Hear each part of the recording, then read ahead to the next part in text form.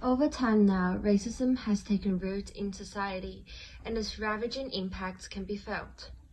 It exists in various forms, all of which can happen in many places.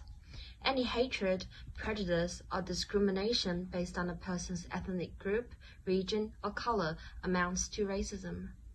Besides, such people firmly believe that there always exists a race superior to the other races in society. Today, racism resulting from biological differences between people from different societies and people's social perceptions has regularly hit mainstream media. The BBC News presented a case about the death of George Floyd. This news story revealed that George Floyd's death resulted from a pandemic of racism, something that was being told to the memorial. The news story explains that George Floyd's lawyer uttered these words during a memorial service. The other news story was covered by ABC News and extrapolates how indigenous people, Muslims, and Chinese Australians were the most targeted in media coverage. African-American man on the ground, identified as George Floyd, repeatedly cried, "My neck hurts and I can't breathe." This case presents George Floyd's lawyer, Benjamin Crump, argument on Floyd's death. The lawyer argues that the death of the assailants resulted from a pandemic of racism. The lawyer uttered these words in the memorial service. The frame of this case study is mortality and has various impacts on the narrative of the story.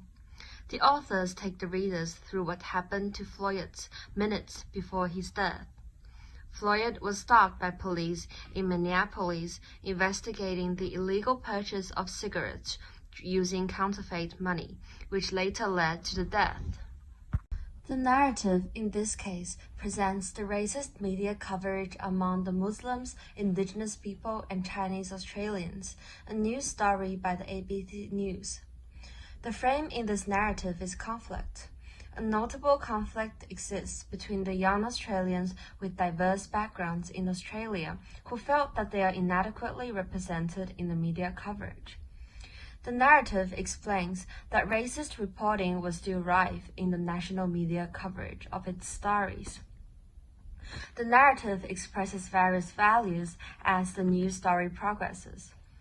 Subsequently, this conflict frame has shaped the narrative, making the narrative evolve within the conflict frame. The conflict frame is against the racist ideology that exists in the media coverage. As a result, it affects how the authors of the story present it. The issue forces them to develop a feeling of crushing the stigma. They're also aware that the media is caught up in racism, affecting millions of nationals. Framing in both case studies shapes the narratives differently.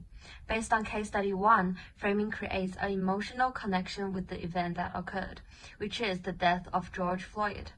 The visuals and images used within the narrative are an efficient way to form emotional connections with the audience. However, the conflict frame creates a mood and evokes emotions against the readers of the narrative. On the contrary, framing has shaped the case 2 narrative in a different way. It influences a story about men people. It acts as a storytelling technique where the specific meaning of the narrative is realized and certain ideas and experiences.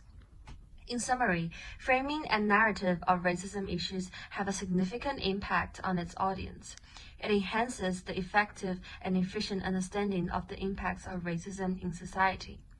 Racism makes people feel uncomfortable about situations that they undergo and can even lead to deaths, just like George Floyd.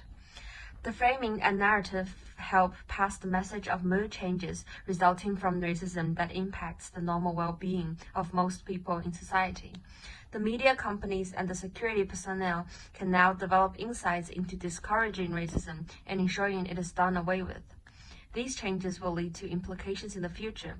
Many people will be against racism, including the security personnel and the media team. They might even develop well laid down rules and regulations to deal with this issue.